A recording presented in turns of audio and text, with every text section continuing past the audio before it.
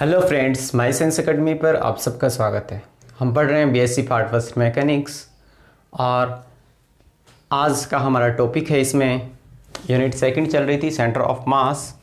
तो इसमें आज का हमारा टॉपिक है चक्रण कार्य लट्टू की प्रसरण गति।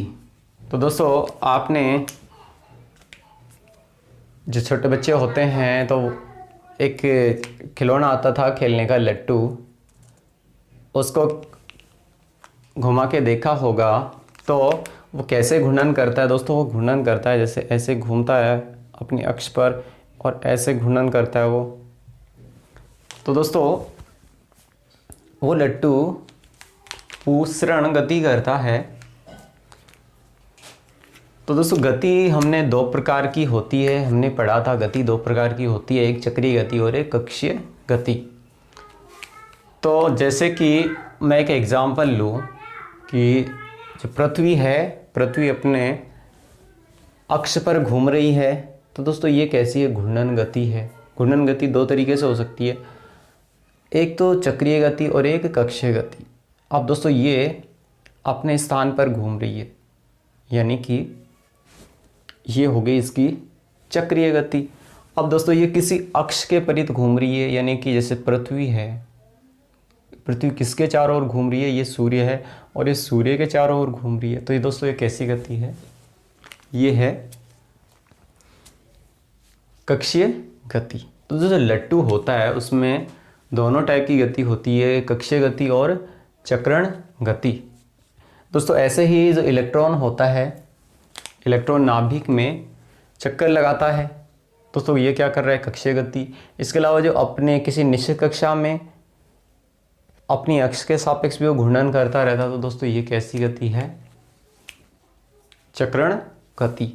तो दोस्तों, यदि कोई वस्तु है, उसको जो ज्योमेट्री अक्ष है उसके सापेक्ष वो घूर्णन कर रही है, तो जो लट्टू होता है, लट्टू की भी एक अपनी ज्योमेट्री अक्ष होती है और उसके सापेक्ष वो घूर्णन कर रही है। तो जो चक्रण गति है वो भी कर रही है वो, और कक्षीय गति भी वो कर रही है। यानी कि लट्टू एक नियत अक्ष के सापेक्ष क्या कर रही है? घूर्णन कर रही है। तो इस गति को हम बोलते हैं प्रसरण गति। लैंग्वेज आप लिख सकते हैं, ध्यान रख सकते हैं इसकी, कि लट्टू की किसी निश्चित अक्ष के सापेक्ष जो चक्रण गति है उसको हम बोलते हैं प्रसरण गति। दोस्तों, इसका डेरिवेशन हम देखते हैं।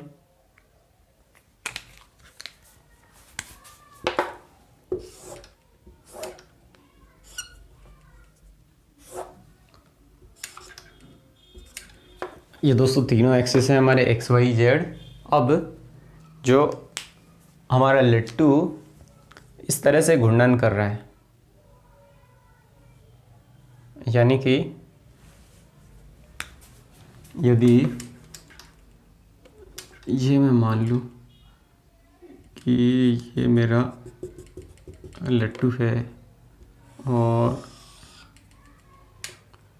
घूर्णन गति कर रहा है, तो इसमें कोणीय संवेग जे भी होगा, जे, और ये घूर्णन कर रहा है तो कुछ ना कुछ इसकी त्रिज्या भी होगी।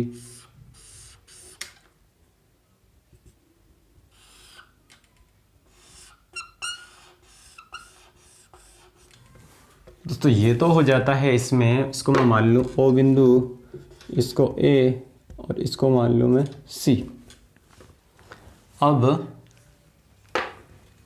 दोस्तों, ये जो इसकी त्रिज्या है और ये दोस्तों ये जो लट्टू है इस अक्ष के सापेक्ष या बिंदु बी के सापेक्ष थीटा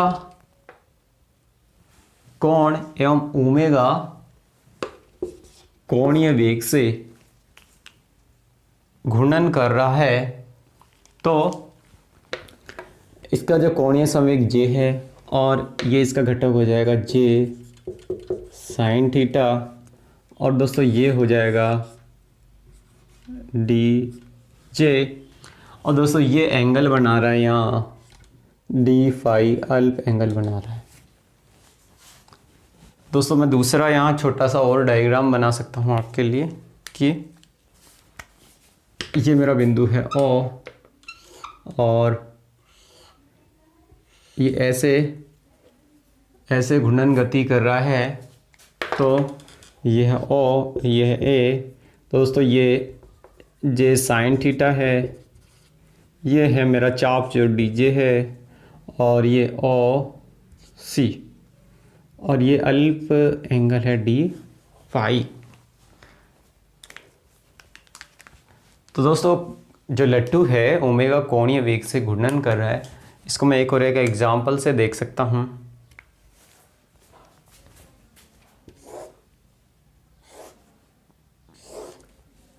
यदि ये मेरी जेड एक्स हो, तो ये लट्टू किसी अक्ष, जैसे ये जेड एक्स है और यहाँ में लट्टू है, तो ये ऐसे घूर्णन कर रहा है।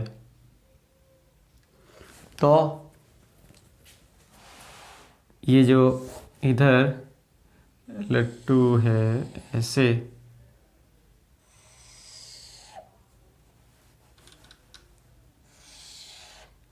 ये जेड अक्ष है उसके परित घूर्णन कर रहा है, तो ये मेरा कोणीय संवेग इस दिशा में, आर मेरा इस डायरेक्शन में। और दोस्तों ये यहाँ से यहाँ कोई बिंदु है मेरा जी मान लेता हूँ मैं, यहाँ इसके साथ थीटा एंगल बना रहा है, और इसका जो भार है W इक्वल mg, ये नीचे की तरफ है, यानी कि ये इस लट्टू का मैं मान लूँ, यहाँ मान लेता हूँ सेंटर पॉइंट मान लूँ कि यहाँ इसका द्रव्यमान केंद्रित है, तो इसके सापेक्ष ये ऐसे घूर्णन कर रहा है, तो ये एंगल है मेरा थीटा। तो दोस्तों ये एंगल क्या हो जाएगा, पाई माइनस थीटा। तो दोस्तों ये दोनों डायग्राम इसमें आप बना सकते हैं, और ये इसकी मैं हेल्प लूँगा इसको डेरिवेशन में। तो ऐसे लट्टू घूर्णन कर रहा है, ये इसका कोणीय संवेग है, और ये है इसका सेंटर ऑफ मास, और ये जो इसका द्रव्यमान केंद्र है उसके नीचे की तरफ भार लग रहा है। अब दोस्तों आप इसमें लिख सकते हैं, यदि ओमेगा कोणीय वेग से कोई बिंदु है बी, इसके सापेक्ष थीटा कोण पर ये घूर्णन कर रहा है, और लट्टू का जो द्रव्यमान केंद्र है जी और mg ये दिखा रखा है इस पे जो भार है मैंने। तो बिंदु बी के लिए जड़त्व आघूर्ण बलाघूर्ण निकाल रहा हूँ मैं। दोस्तों बलाघूर्ण क्या हो जाएगा बिंदु बी के लिए,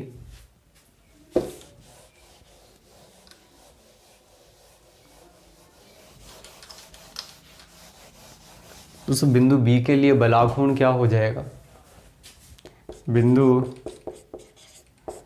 बी के लिए बलाघूर्ण, दोस्तों टो बराबर क्या होता है, आर इंटू एफ, यानी बल इंटू बलों के बीच की लंबवत दूरी। दोस्तों अभी हमने डायग्राम देखा था, उसमें जो एफ इक्वल टू क्या था, एम जी। तो टो बराबर आर और एफ साइन थीटा। तो दोस्तों यहाँ कितना एंगल बन रहा था, पाई माइनस का थीटा, यानी कि एफ इक्वल टू क्या है, एम सी। तो tau equal to R M G sine pi minus का थीटा, यानी कि टो बराबर साइन पाई माइनस थीटा है। इसको मैं क्या लिख सकता हूँ, थीटा। तो टो बराबर आर एम जी और साइन थीटा, इसको दे लेते हैं इक्वेशन 1। अब यदि मैं ये मान लूँ कि जो लट्टू है ये ओमेगा पी कोणीय वेग से घूर्णन कर रहा है, तो इसका कोणीय वेग क्या हो जाएगा, ये एंगल कितना बन रहा है, डी फाई, यानी कि ये हो जाएगा डी फाई अपॉन में टी टी, यानी कि ओमेगा पी इक्वल टू यहाँ से हो जाएगा, यदि कोणीय वेग ओमेगा पी हो तो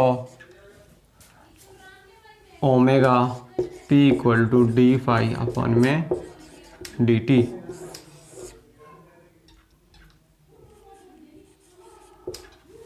अब दोस्तों यदि मैं इस डायग्राम से डी फाई का मान निकालूँ तो क्या आएगा, डी फाई इक्वल टू, दोस्तों ये है कोण और ये है मेरी त्रिज्या और ये है चाप। तो दोस्तों कोण बराबर क्या होता है, चाप अपॉन में त्रिज्या, यानी कि डी जे अपॉन में J sine theta, equation 2 equation 3।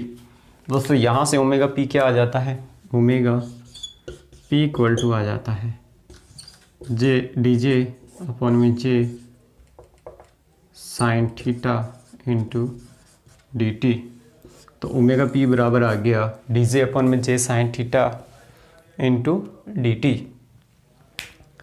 अब दोस्तों ये जो D J upon D T है इसको मैं क्या बोल सकता हूँ दोस्तों, टो इक्वल टू क्या होता है, चूँकि टो इक्वल टू क्या होता है, डी जे अपॉन में डी टी, यानी कि ओमेगा पी को मैं क्या लिख सकता हूँ,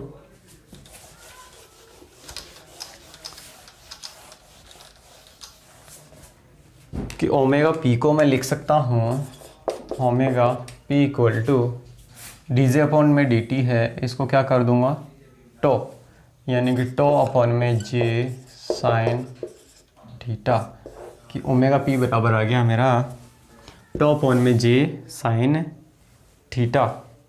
अब टो का मान मेरे पास इक्वेशन 1 से क्या है, इसको मैं दे लेता हूँ इक्वेशन 4, ये इक्वेशन 5।